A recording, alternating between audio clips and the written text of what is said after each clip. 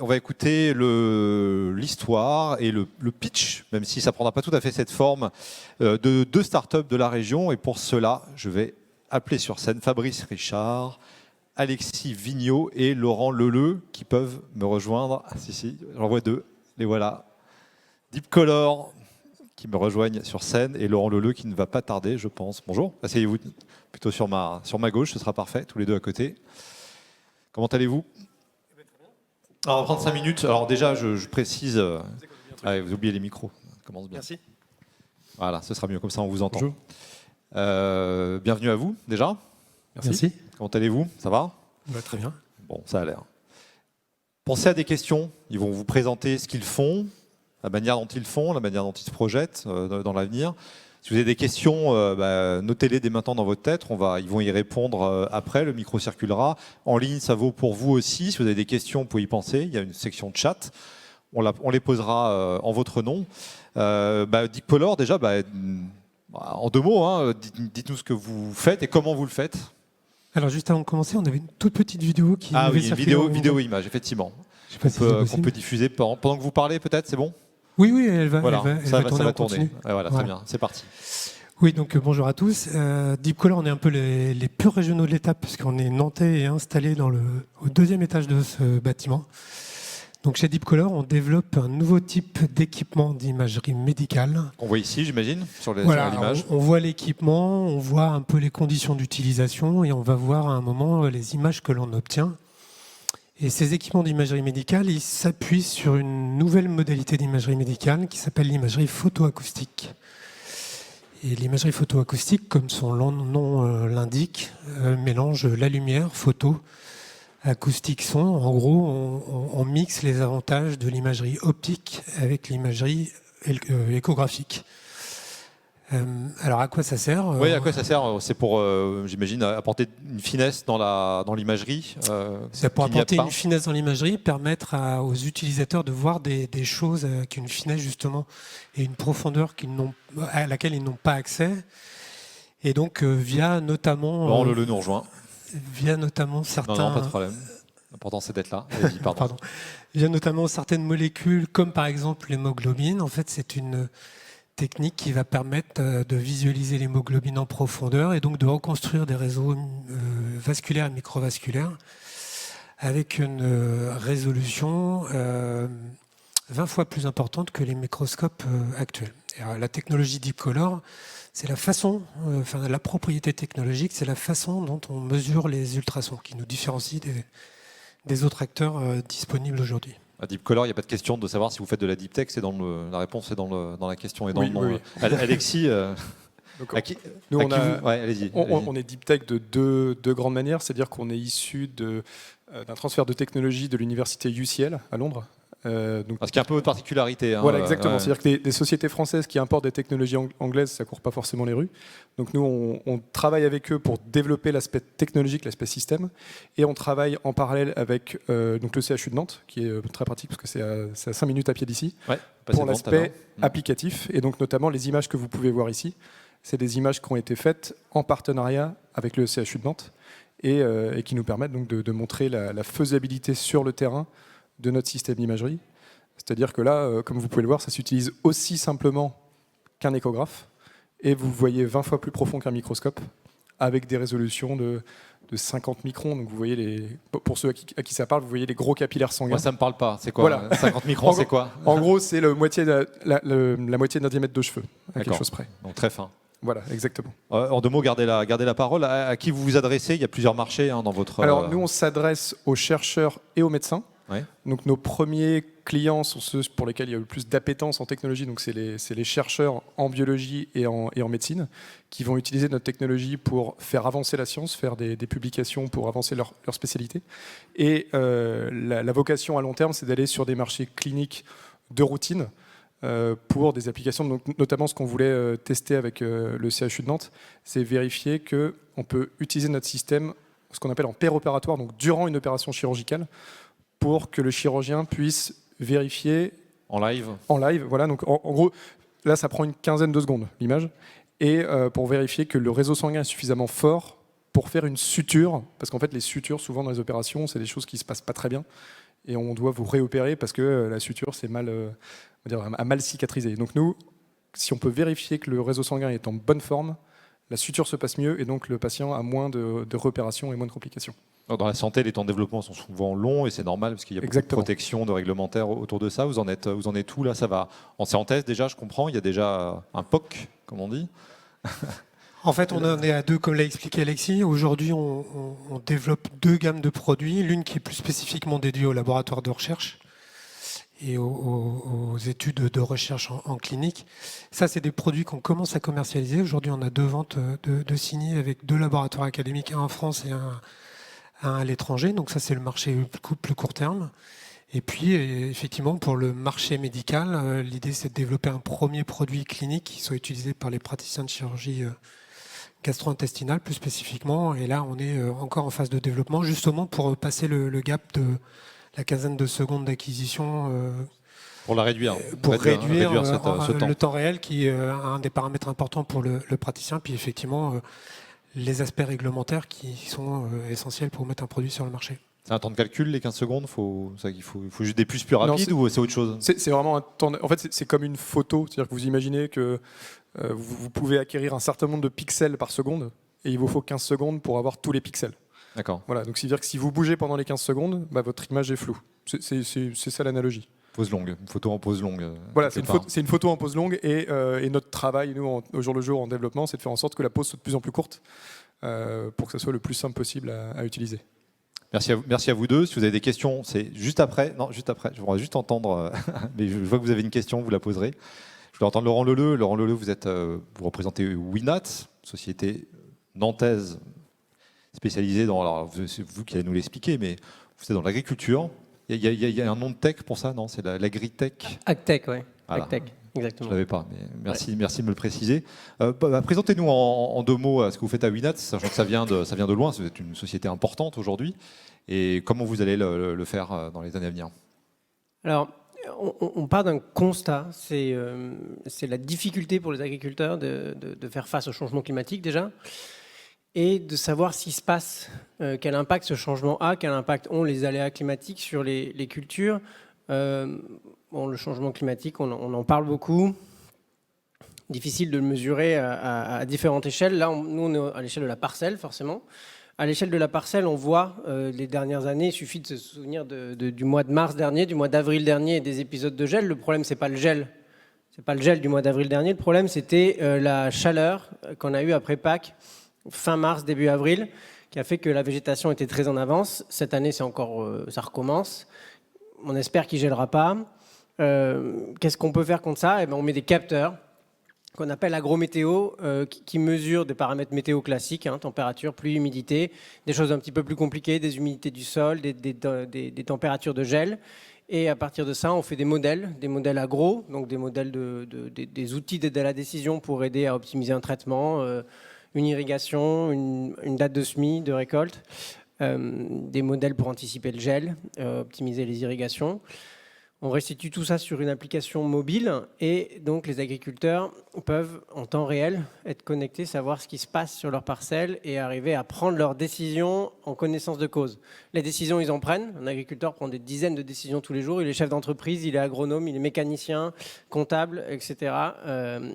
Et les aider à savoir pourquoi il déclenche une irrigation.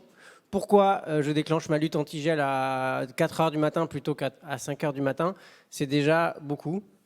Donc voilà, on n'est pas si gros que ça, on est 40, mais ça va. Ça va, c'est pas mal.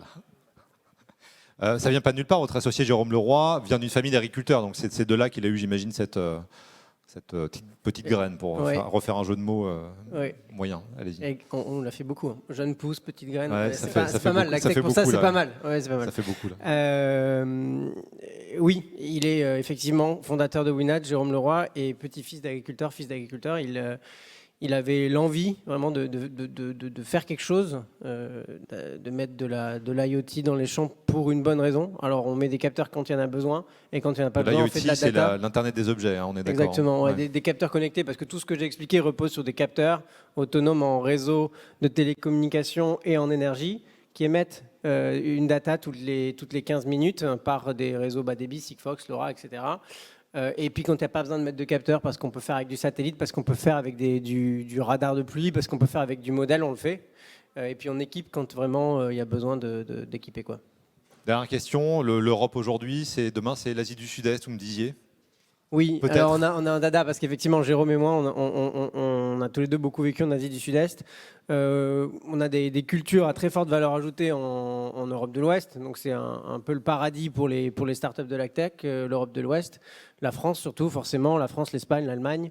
Et puis après il y a des enjeux agronomiques tout autres dans les pays d'Asie du Sud-Est qui sont le grenier de beaucoup de pays pour des cultures différentes et dans lesquels il y a déjà pas mal de technologies, mais cette maîtrise de l'agroclimat est quand même moins poussée que chez nous. Et peut-être Amérique du Sud. Si jamais l'Amérique du Sud, c'est le marché d'export traditionnel des firmes américaines. Donc on a des concurrents américains qui estiment que c'est la continuité de leur marché. Voilà. Bon, je trouve que vous pensez déjà à vous projeter quand même plus loin que voilà, la France, l'Europe occidentale, c'est déjà dans votre... On essaye. Voilà. Bon, on va prendre les questions maintenant. Vous avez deux startups. Ah bah allez-y. Je me permets. Moi, je voulais savoir si dans vos outils, vous mesuriez l'état du microbiote du sol. Alors, nous, non. Et c'est difficile à faire, je pense que tu t'en doutes. il y a une entreprise qui s'appelle Mycophyto, par exemple, qui est à Nice. On fait partie d'un... Que vous avez entendu sur le Deep Tech Tour de Nice, d'ailleurs, qui était là. Ok, voilà. Très bien. Voilà, donc Justine, et qui fait partie de la même association de startups de la tech que nous, la ferme digitale. Eux, ils recréent le microbiote du sol. Alors, je ne sais pas s'ils le mesurent. En tout cas, ils vendent du microbiote du sol pour essayer de le remettre sur des parcelles en monoculture, surtout, hein, quand on a bien flingué les sols à force de culture conventionnelle ou bio, d'ailleurs. C'est un débat voilà. Et on essaie de remettre le microbiote dans le sol. C'est tout un sujet. Une bonne question. Alors, on avait une question, madame. Et un micro qui va vous être juste devant. Non, devant, premier rang. Ah. Levez le bras. Voilà. Alors, ça va marcher dans un instant. Non, toujours pas. Mais ça va marcher. On va allumer. Là, c'est bon. C'est bon, on vous entend. J'avais une question pour Laurent Leleu, justement. Quelle étude vous avez fait? Tu peux me tutoyer. On peut se tutoyer. On peut se tutoie dans l'OSR. J'ai fait les arts et métiers, école d'ingénieur généraliste, du coup. Mais chez Winat, on a beaucoup d'agro, et que ce soit des parcours d'ingénieurs ou de docteurs en agro, et quelques ingénieurs généralistes. Ouais. Et trop de techniciens. Il nous faut des... C'est pas ici qu'il faut dire ça, c'est ça? Je sais pas. Ouais. Mais... Travailler avec les marchés nordiques. Alors on a des clients, effectivement. Alors on a quelques clients ponctuels en Finlande. Alco, du coup? Non, Système, c'est des exploitants. Hein. Voilà. Donc on a des clients en Finlande parce qu'on a eu un premier client et puis un deuxième, etc. Mais on n'a pas de partenaire industriel ou académique en Scandinavie, non. Est-ce qu'il y a d'autres questions? Sinon, moi j'en ai une. Ah, monsieur. Vous avez vu ce matin, vous n'avez même pas besoin de vous présenter. Je me lève, on me donne les instructions. Oui, j'avais une question sur la technologie Deep Color. Je me posais la question de savoir, en fait, là il y avait des applications médicales, mais est-ce qu'on peut explorer d'autres domaines avec cette technologie pour lequel j'imagine en matière de propagation des ondes acoustiques, on soit certainement au niveau des ondes compatibles, hein, et puis voilà. Et puis sur le plan aussi optique, est-ce que vous avez déjà exploré des territoires? Voilà, je voulais en savoir un peu plus. Question de chercheur. En fait, c'est des questions qu'on s'est beaucoup posées pour savoir quel était le meilleur marché. La photo acoustique, historiquement, c'est quelque chose qui est utilisé en contrôle non destructif des matériaux. Mais la particularité vraiment de notre technologie, c'est la densité de capteurs et une sensibilité pour les hautes fréquences d'ultrasons. Voilà, pour être clair, vraiment pragmatique, quoi. Et en fait, on n'a pas trouvé d'utilisation concrète dans d'autres applications que le médical. Et il y a aussi un autre aspect, c'est là en termes de coût. C'est-à-dire que par exemple, on avait réfléchi à l'agroalimentaire pour vérifier si des produits étaient mûrs, des choses comme ça. Mais le coût des systèmes rend le marché un peu plus problématique, on va dire, pour les années à venir, le temps que l'industrialisation et que la réduction de coûts se fassent. On parle de systèmes qui sont quand même à plusieurs centaines de milliers d'euros. Donc c'est pas à la portée de tout le monde pour le moment. Donc c'est vraiment quelque chose à prendre en compte dans l'aspect marché, c'est combien ça coûte et qui peut réellement se payer ça. Pour la petite anecdote, on a été sollicité par une société qui cherchait à sexer les œufs dans l'œuf. Techniquement, c'est pas impossible. Maintenant, on est dans l'agroalimentaire et voilà, il y a une question de compatibilité entre la technique et les coûts recherchés pour faire ce genre d'outil. Ouais. Merci. Vous l'avez en tête, donc on comprend toujours au cas où. Est-ce qu'il y a une autre question? Sinon, moi j'en ai une petite. Encore une autre. Vous privez pas? C'est pour l'autre entreprise Deep Color. Oui, Nat. Ah non, pardon, c'est pour Deep Color, excusez-moi. Donc je me demandais, vous êtes spécialisé dans vraiment un domaine en particulier qui vous tient à cœur ou pas spécialement? Pour les applications médicales que l'on cible ou... Oui, exactement. Alors, en fait, c'est pas forcément des domaines qui nous tiennent plus à cœur que d'autres. En fait, Alexis et moi, on a passé beaucoup de temps au début du projet pour rencontrer plein de praticiens de chirurgie dans différents domaines de pratiques chirurgicales et essayer de comprendre quelles étaient leurs problématiques et essayer de comprendre le match qu'il y aurait entre les performances de notre solution et une éventuelle réponse à leurs problématiques.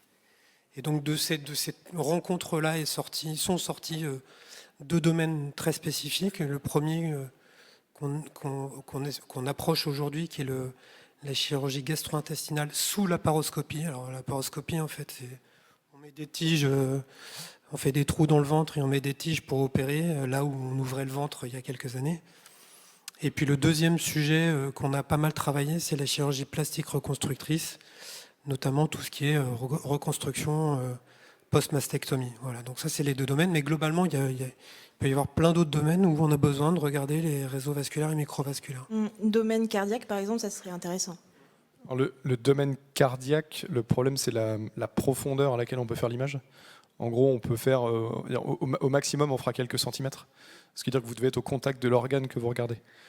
C'est-à-dire qu'on pourrait faire des opérations à cœur ouvert, mais comme ce n'est pas la tendance particulière, le cœur c'est plutôt opéré par l'intérieur, rentrer des cathéters par les aortes. Il n'y a pas forcément d'application à court terme. Par contre, plus tard peut-être, quand on aura encore miniaturisé la technologie, donc on pourra la faire via les vaisseaux, là oui, là il y a des choses à faire. Ça c'est sûr. Mais on est plus passionné par la technologie d'imagerie et tout ce que ça peut faire, parce que c'est vraiment un domaine à part entière. On ne s'est pas focalisé sur un domaine médical en particulier pour résoudre ce problème médical. C'est vraiment, c'est comme si vous prenez l'échographe ou le scanner ou l'IRM, c'est des technologies qui sont très très génériques, qui s'appliquent à plein d'applications médicales. Et nous, c'est un petit peu la même chose. En fait, vous prenez la chose de manière holistique, dans son ensemble. Voilà. En gros, on fait de l'imagerie au sens large. Merci. Merci pour ces deux questions très, très expertes. Moi, je finirais bien, si on a encore quelques minutes, je crois, une minute ou deux, à moins que vous ayez une question, je vous grillerai pas la politesse. Non? Question pour Winat. Vous me confiez que vous aviez un centre de R&D aujourd'hui à Clermont. Vous quittiez un peu la région nantaise qui vous est chère, j'imagine. Expliquez-nous. Oui, alors on a fusionné. Winat a fait l'acquisition d'une start-up clermontoise de notre secteur. C'est une start-up qui fait de l'agro-météo, mais plutôt à base de data science qu'à base de capteurs. Nous, on est plutôt issus du monde du capteur. On conçoit, on fabrique tous nos capteurs à Nantes. Et de l'applicatif, donc de l'application mobile. Et Weather Measure est une start-up qui fait de la météo, de l'agrométéo, du modèle, de la data. Donc on était très complémentaires. On a fusionné cet été. Et donc du coup, effectivement, on garde notre entité clermontoise pour faire notre R&I. Donc toute notre data science maintenant est à Clermont. Voilà. Il n'y a pas que des pneus, donc. Il n'y a pas que des pneus, non. Ouais. Alors on travaille avec Michelin, du coup, forcément, maintenant, bon, mais voilà. il n'y a pas le choix. Mais oui. Quand même. Ok, avant que vous ayez une dernière question, on va conclure. Dernier appel, c'est pas le cas. Merci à vous. Merci à vous trois. Merci. On va entendre maintenant le témoignage suivant. Vous pouvez rejoindre la salle, on peut les applaudir.